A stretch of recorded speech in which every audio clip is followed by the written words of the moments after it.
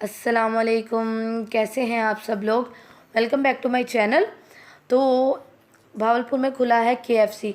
तो मैंने कहा चलें हसीब जी हम भी चलते हैं, केएफसी देख आते हैं कैसा है क्या नहीं है। अवाम इतनी पागल हुई पड़ी है तो हम भी चलते हैं, देख आते हैं, हम भी थोड़ा सा पागल हो आते हैं। तो लेकिन मैं फ़ौरन नहीं चली गई थी, 4 से 5 दिन के बाद गई थी, क्योंकि आपको पता है कोई भी नई जगह खुले तो रश बहुत ज़्यादा होता है। तो महीना तो रश रहता ही रहता है। तो ये जो आप व्लॉग देख रहे हैं ये है सैटरडे का, लास्ट सैटरडे का व्लॉग। तो हम लोग ये गए थे केएफसी। तो मैंने हसीब को कहा आप आ जाएं हम चलते हैं। फिर हसीब थे, मैं हूँ और साथ में सिस्टर आई हुई हैं, तो वो हैं साथ में। तो हम लोग आए हैं केएफसी और इतना ज़्यादा रश था, पार्किंग की भी जगह नहीं थी। तो फिर हसीब ने कहा कि ना आप ऐसा करो, हसीब ने बिल्कुल हमें ना एंट्रेंस के पास उतार दिया और हसीब ने कहा कि आप लोग चलो, मैं ना गाड़ी ना पार्क करके आता हूँ। तो बस हम लोग अब एंटर हो रहे हैं। तो ये देखिए हम लोग एंटर हो रहे हैं और इतना ज़्यादा रश था, मतलब बैठने की भी जगह नहीं थी, खड़े होने की भी जगह आपको मुश्किल से मिले। तो हर कोई इस इंतज़ार में था, हर कोई दूसरे पे नज़र रख के बैठा था कि वो जैसे उठेंगे ना हम उनके सर पे खड़े हो जाएंगे और हम फ़ौरन जाके बैठ जाएंगे। तो बाकी मैं अभी बताती हूँ कि मुझे इसका टेस्ट कैसा लगा, क्या वाकई जाना चाहिए या नहीं। तो बाकी जो है, यहाँ मुझे एक इशू डिस्कस करना था, तो ये था कि आजकल ना आजकल ना लोगों ने ना उल्टे हाथ से खाने को ना फैशन समझ लिया कि हम उल्टे हाथ से खाएंगे, हम बहुत ज़्यादा मॉडर्न लगेंगे, हम बहुत ज़्यादा पढ़े लिखे लगेंगे। स्कूल में भी ना बहुत सारे बच्चे ऐसे हैं, बहुत सारे क्या तकरीबन आजकल बच्चे ऐसे हैं, बच्चियाँ ऐसी हैं जो कि उल्टे हाथ से खाते हैं। और उनको उनको बाकायदा बताना पड़ता है बेटा सीधे हाथ से खाएं, बेटा सीधे हाथ से खाएं, पर वो बच्चे सुनते ही नहीं हैं। जैसे उनको घर में ये चीज़ सिखाई नहीं जाती। मेरे ख्याल में बच्चा ना छोटी उम्र में हर चीज़ सीखता है, तो उसको एटलीस्ट आप छोटी उम्र में ये तो सिखाए ना कि आपने सीधे हाथ से खाना है। और बहुत सारे ऐसे बच्चे हैं जो हमेशा सीधे हाथ से खाते हैं। तो मतलब मुझे ये चीज़ बहुत ज़्यादा ऑकवर्ड लगती है और मैं बच्चों को टोकती भी हूँ कि बेटा सीधे हाथ से खाएं, सीधे हाथ से खाएं, सीधे हाथ से खाएं।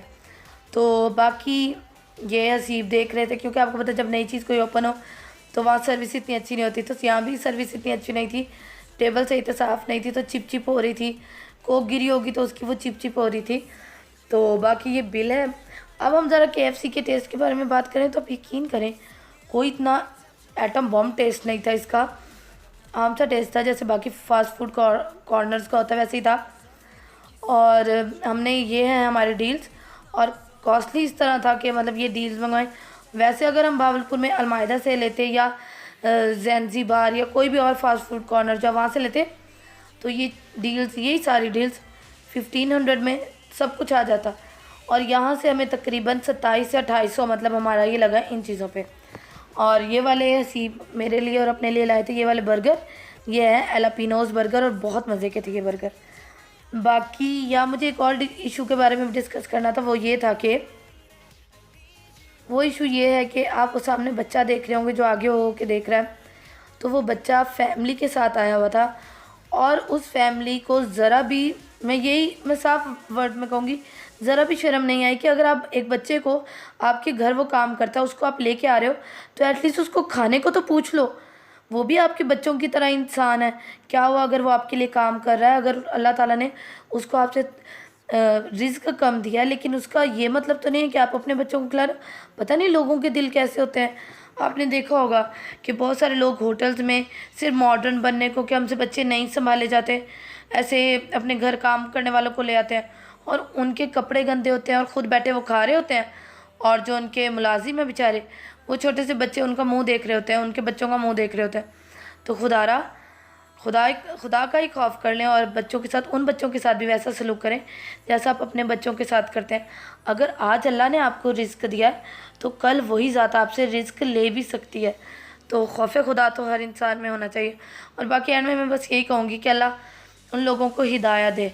और अगर किसी को मेरी ये बातें बुरी लगी है तो मैं पहले से ही सॉरी कर देती, लेकिन मुझे ये ना चीज़ बहुत ज़्यादा बुरी लगती है कि हमें दूसरों के बच्चों को भी ना इंसानों की तरह ही ट्रीट करना चाहिए।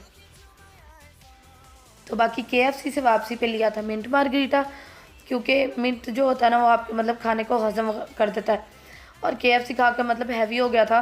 तो फिर मैंने कहा मिंट मार्गरीटा लेते हैं ताकि मतलब जो खाया पिया ना वो थोड़ा हजम हो जाए।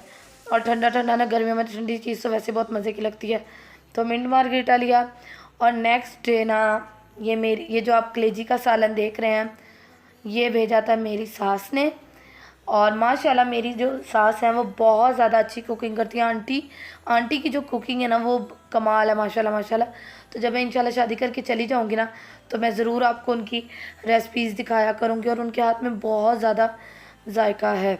तो उन्होंने ये मेरे लिए स्पेशली भिजवाई थी। उनकी आदत है मेरे लिए जब भी कोई चीज़ बनाए ना अच्छी, तो वो मेरे लिए भिजवाती हैं। तो बाकी ये जो आप देख रहे हैं ये है होम मेड आइसक्रीम। अगर आपको इसकी भी रेसिपी चाहिए तो आप लोगों ने मुझे कमेंट सेक्शन में लाजमी बताना है, तो मैं इसकी रेसिपी शेयर करूँगी। पर इसकी रेसिपी तब भी शेयर होगी जब आप मुझे कमेंट सेक्शन में बताएंगे और मेरी वीडियो को शेयर भी करेंगे और लाइक भी करेंगे। और आप यकीन करें, बाहर की आइसक्रीम से 2000 गुना ये मज़े की आइसक्रीम, इतनी क्रीमी। और आपको पता है कि आपके सामने बन रही है, दूध से बन रही है। तो अगर आप लोगों को इसकी रेसिपी चाहिए तो आप लोगों ने मुझे कमेंट सेक्शन में बताना है, तो इंशाल्लाह मैं पोस्ट कर दूँगी। और ये है मैंगो फ्लेवर, बहुत ज़्यादा मज़े की बनती है। इसमें मेरी जो सिस्टर है ना, वो बनाती हैं पिस्ता आइसक्रीम, और वो पिस्ते डालती हैं, क्या आइसक्रीम बनती है। और आप देख लें कि उसमें सेम वैसा टेक्सचर आ रहा है जैसा कि वॉल्स की आइसक्रीम का होता है, सेम वैसे का वैसा टेक्सचर आ रहा है। लेकिन ये वॉल्स की आइसक्रीम से बहुत ज़्यादा बाहर है, बहुत ज़्यादा मज़े की है। तो यहाँ मैंने KFC गए थे ना, तो वहाँ छोटा मतलब सैलेड मिला था। और सैलेड किसी ने नहीं खाया, तो मैं घर ले आई ना, तो उसका जो कंटेनर खाली हुआ ना, तो फिर अम्मी ने वो धो दिया, तो उसमें मैंने थोड़ी सी आइसक्रीम डाली है। तो बाकी जो है ये वीकली व्लॉग है, तो मैं वीक का ही आपको दिखा रही हूँ, एक दिन का ये व्लॉग नहीं है। तो फिर हम गए थे बाहर, नेक्स्ट डे हम गए थे बाहर और हमने खाए थे दही भल्ले, वो गोलगप्पे, और साथ में खाया था ये गोला। मुझे जो गोला है ना वो खट्टा पसंद है, मुझे मीठा गोला बिल्कुल भी नहीं पसंद। तो आप लोग अब जो क्लिप देख रहे हैं ये है इसी जुमेरात का। और मेरी सिस्टर आई हुई हैं, जैसा कि मैंने आपको बताया। तो उन्होंने शादी पे जाना था, तो ज़ाहिर बात है वो मुझसे तैयार होती है। तो मैंने उनको तैयार तो कर दिया था, लेकिन मुझे ना मौका नहीं मिला था कि मैं ना उनकी ना वीडियो वगैरह बना सकूं या कुछ इस तरह। तो फिर मैं चली गई थी, क्योंकि दूसरे भाई का रिश्ता ढूंढ रहे हैं, तो हमने रिश्ता देखने जाना था, तो मैं वहाँ चली गई थी। तो फिर उन्होंने छोटे भाई से कहा कि मतलब वीडियो बना दो, आसमाना अपने चैनल पे लगाएगी। तो मैंने उनको यहाँ सारा तैयार किया था, और हेयर स्टाइल भी मैंने बनाया था। और मेरी बहन जो सिस्टर है, उनके बालों का जो कलर है आप देखिए वो कितना हसीन हुआ। तो और ये मैंने उनको किया था वलीमे पे तैयार, वलीमा का फंक्शन था, और ये था जुमे को। तो हाँ, ये जुमे का फंक्शन था, तो मैंने इनको जुमे को तैयार किया था। और आप देखें कि ड्रेस कितना माशाल्लाह प्यारा है। और ये मेरी सिस्टर के खुद के वलीमे का ही ड्रेस है, और तकरीबन ये 3 लाख का बना था, और बहुत प्यारा ड्रेस है माशाल्लाह। और बाकी यहाँ मैंने उनका बनाया था थोड़ी सी बैक कॉमिंग करके ना, इस तरह का पूरा ये बन बनाया था। तो जल्दी बहुत थी, तो इतना नीट नहीं बना जितना बनना चाहिए था। लेकिन ये उनका सारा ड्रेस, ये मैंने उनको सारा मतलब रेडी किया। और मैंने यहाँ मतलब उनको स्मोकी आई किया था, लेकिन इतना ज़्यादा स्मोकी आई नहीं, बहुत ज़्यादा लाइट सा स्मोकी किया था। और उसके बाद बाल कर्ल कर दिए थे, और दुपट्टे को ना इस तरह फैला के सेट किया था कि मतलब वो प्यारा लगता है इस तरह। तो इस तरह मैंने उनको मतलब तैयार किया था। बाकी जब सिस्टर चली गई, फिर मैंने अपने लिए बनाई थी मैं ये नूडल्स।